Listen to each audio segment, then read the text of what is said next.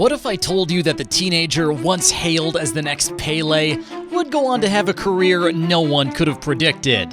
A career filled with breathtaking highs and heartbreaking lows.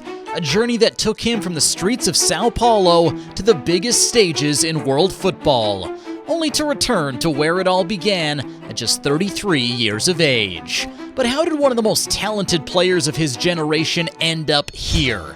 To understand all of this, we need to rewind to the very beginning. Qual é seu nome? Neymar. Tu acha que tem caminho aí, futuro no futebol?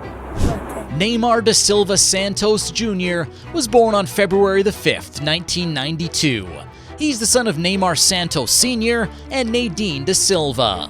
Growing up in a modest household, he developed an early interest in football, influenced by his father, who was a former professional player. Neymar's career began at Santos, and very quickly, he showed the world what he was made of. Que lance do Neymar! Que golaço!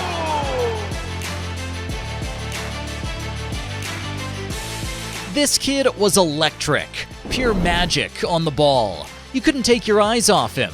Every touch, every feint, it was like he was dancing samba with the ball. He scored an impressive 136 goals for Santos, and the famous goal that earned him a Puskás Award. Santos was his kingdom. Fans adored him. He was more than just a player, he was their star boy. No disrespect to the Brazilian league, but Neymar, even as a 21-year-old, was just too good to play in Brazil. Scouts came to watch him, and a move to Europe was inevitable. Barcelona wanted him, and the Brazilian certainly wasn't going to say no to them. Upon signing for the Catalan club, players and fans knew they had a superstar. From the get-go, he did not need a single second to adapt in Spain. He played for Barca like he signed in 2003, and not 2013. He linked up brilliantly with Messi and the rest of the squad. Neymar became that player who could turn a game around with his spark. Then came the formation of MSN, Messi, Suarez, and Neymar, operating like they shared the same brain. Neymar was pivotal here, not just as a flashy winger, but as the glue between Messi's genius and Suarez's lethal finishing. And then, that night, arguably the moment when Neymar's career for Barca hit its peak, the night that needs no introduction, Barcelona vs PSG. The legendary comeback from 6-1 down. The most iconic football comeback in history. The real star of that night was Neymar. 2 goals, 1 assist. He was everywhere, unstoppable and untouchable. But the headlines, it screamed Messi. Despite delivering one of his greatest ever performances, Neymar's heroics were overshadowed by the Argentinian. No matter what Neymar did, the spotlight never shifted to him. He knew he had to go. Craving recognition, the Brazilian couldn't continue living in Messi's shadows. PSG came in with a fee.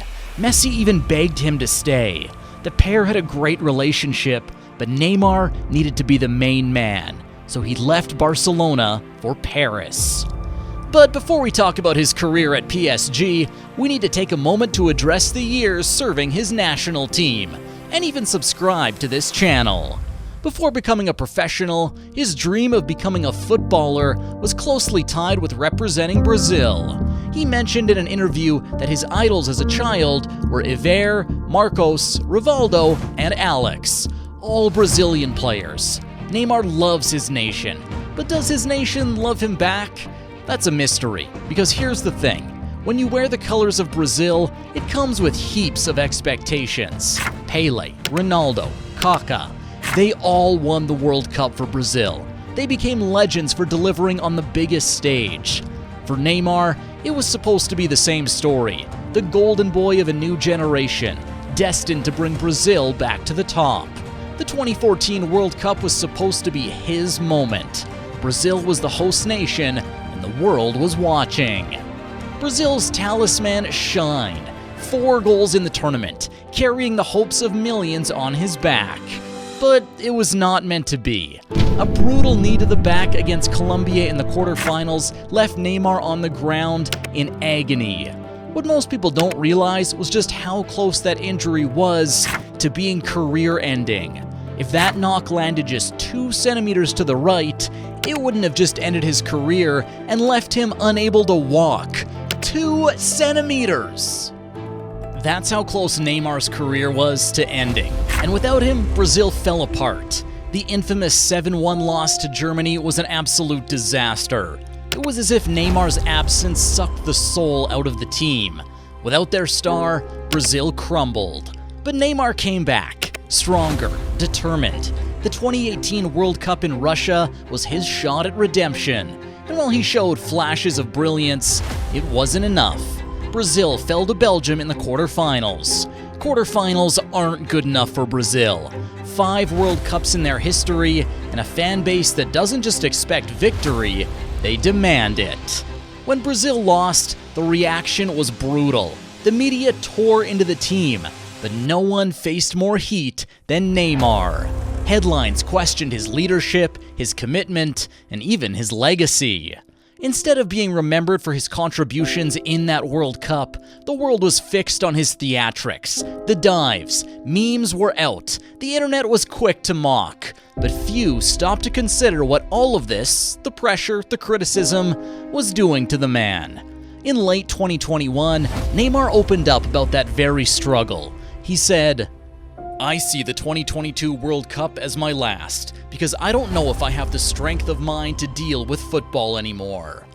The mental toll of carrying the hopes of an entire nation, the relentless scrutiny, it wears you down. When we watch footballers on a screen, it's easy to forget they're human. They feel the pressure, the disappointment, the loneliness. Behind every highlight reel is a person with fears, doubts, and battles we'll never fully understand. Despite saying that, Neymar isn't done with attempting to win the World Cup. Just recently, he announced he's decided to make the 2026 World Cup his last dance, a testament to his love for Brazil. Back to August 3rd, 2017. PSG signed Neymar for a staggering 222 million euros from Barcelona. That massive price tag didn't come without expectations. They wanted that trophy, the one that solidifies their position as one of the big clubs in Europe, the Champions League. On paper, Neymar's move to PSG made sense. A fresh start, away from Messi's shadow at Barcelona, where he could be the face of a project. In his debut season, Neymar was on fire, and even after injuring his metatarsal in February 2018, he was still named League One Player of the Season. That's how good he was, dribbling past defenders like they weren't even there, pulling off moments of magic. However, injuries played a huge part. It felt like every time PSG needed him the most, especially in the knockout stages, he was either on the treatment table or just coming back from another setback.